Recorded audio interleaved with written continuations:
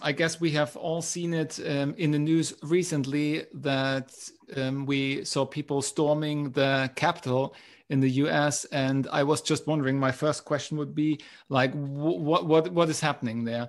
And I'm not talking about like what is happening like at this point, because we saw the pictures and we saw what these protesters, and some would call them rioters, have done. But I'm asking more like, what actually led to this? What's the backstory to this event? So this year was an election year in the United States for President of the United States. Donald Trump's 4-year term as president comes to an end. And so we had an election to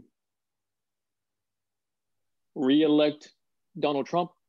He was the Republican candidate for president, and he ran against Joe Biden, the Democratic candidate for president. And we had an election in November.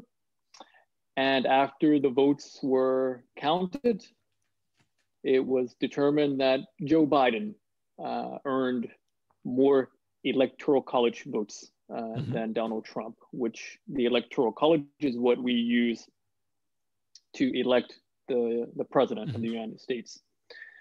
And as a result, Donald Trump did not accept the results of the election.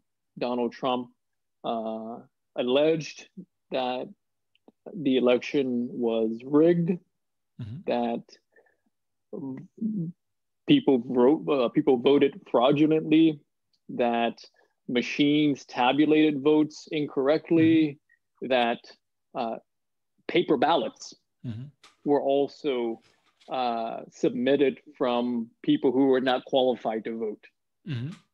So due to the pandemic this year, the United States, many of the states within the United States allowed people to vote by mail, as opposed to having to go to a polling station and vote in person. And Donald Trump and his team of people alleged that many people voted illegally. Eligible and Informed has encouraged his followers to oppose the vote. And so there have been protests all over the country as a result. And it culminated on January the 6th in Washington, D.C., where there was a huge protest that then divulged into a riot that ended at the U.S. Capitol building in Washington, D.C. Yeah, my question also is like, because I'm wondering, like, you know, I mean, I've heard what the President Trump has said in his speech before this incident actually happened, and I'm wondering, you know, obviously a reaction from the you know the protesters, or the reaction was very extreme, and I'm wondering, so there has to be a lot of emotions involved already for, you know, a group of people who demonstrate for something to then take this rather radical action, right? There has been an undergrowth of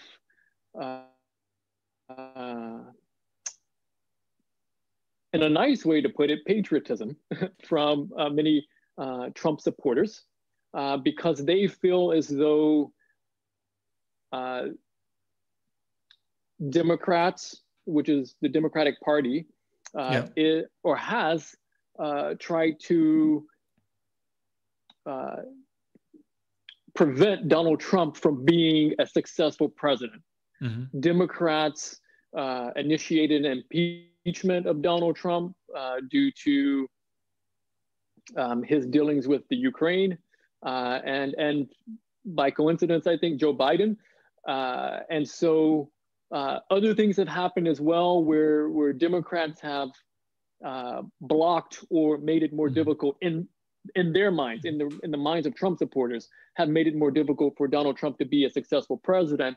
And so when the election happened and the final vote was counted, and Donald Trump lost, they believed that it was due to malicious activity towards Donald Trump, that Democrats were trying, quote unquote, steal the election. There was a Twitter hashtag called Stop the Steal, because they felt that, the election was stolen. And so this goes back years now, years of this sort of built up animosity towards Democrats that exploded on January the 6th, because they felt that not only was the presidency stolen from Donald Trump, but to a certain degree, the country was stolen from them as well, and democracy was stolen from them as well.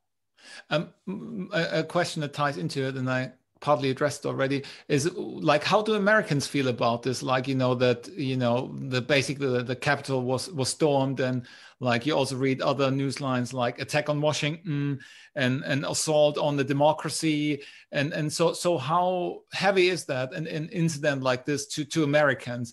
Because I'm asking from this perspective that I think it is, it would be different if a similar incident happened in Germany or maybe the UK. Yes, we would be outraged as well about, but I think there's more to it for Americans, right? Correct. So there has been an overwhelming majority of Americans who have felt that this was wrong, that this was below the American standards and ideals of what we consider our democracy.